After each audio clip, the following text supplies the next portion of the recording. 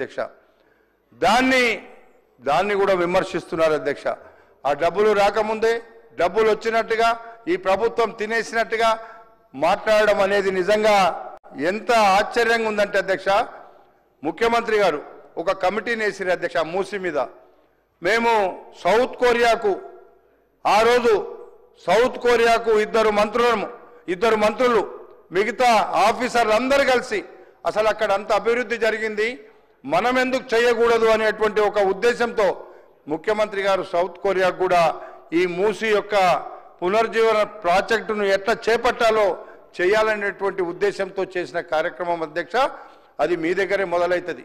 మూసీ నది మీ దగ్గర మొదలై నల్గొండ జిల్లా వరకు ఉంది అధ్యక్ష. నిజంగా మనమేమో ఇక్కడికి వెళ్ళి మొత్తం మీదికెళ్ళి నీళ్లు పోతుంటే ఉండేట మూసి పోయేంత దూరం కూడా ప్రజలు ఎవరు సంతోషంగా లేరు అధ్యక్ష. ఆ మూసి పరివాహక ప్రాంతం అంతా కూడా అస్తవ్యస్తంగా ఉండి అక్కడ ఈగలు, దోమలు, ఈ మురికి నీరంతా కూడా అందరూ కలిసి అక్కడ ఉండేటువంటి రెండు పక్కల ఉండేటువంటి కాలనీలు హైదరాబాద్ మీ దగ్గరికి వెళ్ళి మొదలు పెట్టుకుంటే కనీసం ఈరోజు Nagole, Bandlaguda, outer ring road వరకు ఎక్కడ కూడా నిలబడే పరిస్థితి ఉండదు అధ్యక్ష. అలాంటి యొక్క మూసిని ప్రక్షాళన చేసి ఈ నీళ్ళన్నీ పోయి నల్లగొండ జిల్లాలో కూడా వాళ్ళు కూడా ఎంతో బాధగా మేము చాలా సందర్భాల్లో ముఖ్యమంత్రి గారితోని మంత్రులతోని మేము కూడా పోయినాం అధ్యక్ష. చాలా ఇబ్బందిగా ఉన్నటువంటి పరిస్థితి ఉంది. మూసి యొక్క ప్రక్షాళన 100కి 100 ఎవరు వద్దన్నా కాదన్నా అది చేసి తీరాల్సినటువంటి అవసరం ఉందని చెప్పి మీ ద్వారా నేను మనవి చేస్తున్నా అధ్యక్ష. హైదరాబాద్ నగరం బాగుండాలి అంటే ఏ ఒక్కటో చేస్తే ఏదో 4 రోడ్లు వేసినంత మాత్రాన బాగుపడదు అధ్యక్ష. ఇదంతా కూడా హైదరాబాద్ నగరం బాగుపడాలంటే రేపు ఫ్యూచర్ సిటీ రావాలి, మూసి నది పునర్జీవన కార్యక్రమం జరగాలి. అప్పుడే హైదరాబాదు ఏదో మంచి కనీసం పూర్తిగా మంచి నగరం కాకుండా ఒక నివసించే నగరంగానన్నా ఉండడానికి వీలుంటుంది. కాబట్టి మీ ద్వారా నేను మనవి చేసేది ఏంటంటే ఫ్యూచర్ సిటీకి మూసీ నదికి ఎన్ని కోట్లు ఖర్చైనా పర్వాలేదు, హైదరాబాద్ నగరంలో ఉండేటువంటి ప్రతి ఒక్కరికి ఈ రెండు వ్యవస్థలు బ్రహ్మాండంగా ఫ్యూచర్లో రాబోయే తరాలకు మంచి కార్యక్రమం అని చెప్పి మీ ద్వారా నేను మనవి చేస్తున్నా అధ్యక్ష. మనం హైదరాబాద్ జంట నగరాల వాటర్ కూడా చూస్తున్నాం అధ్యక్ష. కృష్ణా నుండి నీళ్లు తెచ్చింది కాంగ్రెస్ ప్రభుత్వం. ఈరోజు గోదావరికెళ్ళి తేవాలనుకుంటుంది కాంగ్రెస్ ప్రభుత్వం.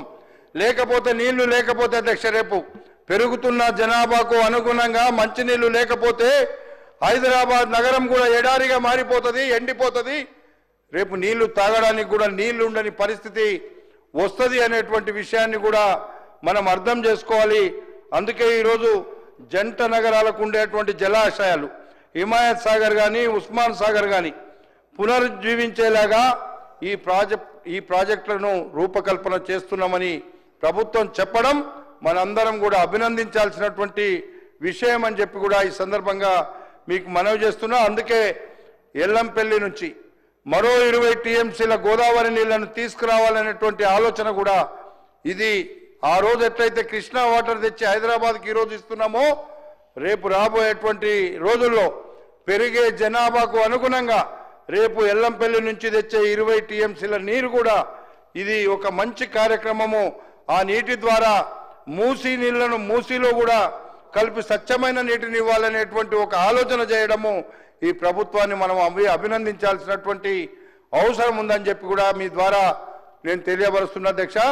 హైదరాబాద్ వరద నీటిను మనం చాలా సందర్భాల్లో ఇంతకుముందు కూడా నేను చెప్పిన అధ్యక్ష, వరద నీటిని నివారించాలంటే ఈరోజు 5,000-6,000 కోట్లు దాదాపు పెట్టారు అధ్యక్ష బడ్జెట్లో.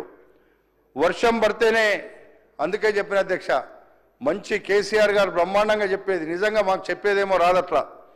బ్రహ్మాండంగా హైదరాబాద్ను ఇస్లాంబుల్ చేస్తామన్నారు, హైదరాబాద్ను లండన్ చేస్తామన్నారు, హైదరాబాద్ను మహానగరం చేస్తామన్నారు. నిజంగా నేను ఆ మాటలతోనైతే చాలా సంతోషపడేది అధ్యక్ష. నేను ఎమ్మెల్యేగా రాలేదేమో కానీ కేసీఆర్ ఏదో చేస్తుంటున్నాడు, చేస్తాడేమో అని ఆలోచించినాం మేము. కానీ 10 సంవత్సరాల్లో చెప్పిన ఒక్క మాట కూడా నిలబెట్టుకోలేనటువంటి పరిస్థితి ఉంది అనేటువంటి మాట మీ ద్వారా తెలియపరుస్తున్నా అధ్యక్ష. అందుకే దేశంలో ఎక్కడ లేని విధంగా అద్భుతమైనటువంటి గాంధీ సరోవర్గా హైదరాబాద్లోని బాపు ఘట్ను అభివృద్ధి చేయాలనేటువంటి ఆలోచన అధ్యక్ష. నిజంగా బాపు గారు ఉన్నారే కాబట్టి మనం ఇక్కడ స్వాతంత్రంగా మాట్లాడగలుగుతున్నాం, స్వాతంత్రంగా ఉండగలుగుతున్నాం. గాంధీజీ తెచ్చినటువంటి స్వాతంత్రం కోసం ఆయన చేసినటువంటి కృషిని అందరము ఎప్పుడు తరతరాలు గుర్తుండే విధంగా ఆ బాపు ఘట్ను నిర్మించాలనేటువంటి ఆలోచన కూడా అధ్యక్ష ఎవరు చేయలేదు. ఈరోజు మన ముఖ్యమంత్రి మన ప్రభుత్వం చేసింది కాబట్టి దీన్ని కూడా మనందరం కూడా స్వాగతించాలనేటువంటి మాట మీకు ఈ సందర్భంగా మనవి చేస్తున్నా అధ్యక్ష. ఉస్మానియా హాస్పిటల్ అధ్యక్ష, హైదరాబాద్ నగరానికి సంబంధించి మీ అందరికి సంబంధించే ఇవన్నీ చెప్తున్నా అధ్యక్ష. ఉస్మానియా హాస్పిటల్ ఎలా ఉంది అధ్యక్ష? నేను చదువుకునే రోజుల్లో ఉస్మానియాకు పోతే బ్రహ్మాండంగా ఉండేది. ఉస్మానియా హాస్పిటల్ అంటే అప్పుడు ప్రైవేట్ హాస్పిటల్స్ లేకుండే. అప్పుడు ఎవరు పోయినా, ఎంత పెద్దోళ్ళు పోయినా, ఎంత గొప్పలు పోయినా, ముఖ్యమంత్రులు మంత్రులు పోయినా ఉస్మానియాలను లేకపోతే గాంధీలను లేకపోతే నిజాంలను పోయి ట్రీట్మెంట్ చేసుకునే వాళ్ళు అధ్యక్ష. కానీ ఈరోజు మీరు ఎప్పుడైనా పోయినరో లేదో, నేను ఒక 2 సంవత్సరాల కింద ఉస్మానియాకి పోయిన అధ్యక్ష. అసలు నిలబడడానికి అక్కడ 1 నిమిషం కూడా ఉండలేని పరిస్థితి దాపురించింది అధ్యక్ష. అక్కడ నిలబడితే అసలు మనం ఎక్కడున్నామో, ఏదో చెత్త కుప్పలలో ఉన్నామా, హైదరాబాద్లో తీసుకొచ్చిన చెత్తంతా వేసిన జాగాలు ఉన్నామా అనేటువంటి విధంగా ఉస్మానియా హాస్పిటల్ తయారైంది అధ్యక్ష. అందుకే ఉస్మానియా హాస్పిటల్ను గోషామాల్లో కొత్తగా నిర్మించాలనేటువంటి ఆలోచన మరి మంచి ఆలోచన కదా అధ్యక్ష. మనందరం అభినందించాల్సినటువంటి అవసరం ఉంది. ఈరోజు హాస్పిటల్స్ ఈరోజు నిజంగా ఒకప్పుడు ఇన్ని హాస్పిటల్స్ అవసరం లేదు అధ్యక్ష. మరి ఎందుకో మనం చూస్తున్నాం. అప్పుడు 60 ఏళ్ల తర్వాత హాస్పిటల్కి పోతే అది చాలా ఏదో గొప్పగా ఆలోచించేది, నిజంగా హాస్పిటల్ పోయిన రావిళ్ళని. అప్పుడు ఇళ్లలోనే వైద్యం చేసుకొని మన వాళ్ళు మనల్ని బతికిచ్చారు అధ్యక్ష. కానీ ఈరోజు పరిస్థితి చూస్తే ఇళ్లలో ఉంటే ఎవడు బతకడు, హాస్పిటల్కి పోతేనే బతికే పరిస్థితి వచ్చింది. మనము ఎంత మంచి ఆహారం తిన్నా, ఎంత జాగ్రత్తగా ఉన్నా ఉండేటువంటి పొల్యూషన్ వల్ల, మనం నివసిస్తున్నటువంటి ప్రాంతాల్లో ఉండేటువంటి పొల్యూషన్ వల్ల మన గ్రామాలకు హైదరాబాదుకు తేడా కూడా ఉంది అధ్యక్ష. గ్రామాలలో ఉంటే కొద్దిగా మంచి గాలి నీళ్లు దొరుకుతాయి, హైదరాబాద్లో ఉంటే పొల్యూషన్లో బతికే పరిస్థితి ఈరోజు ఉన్నాం.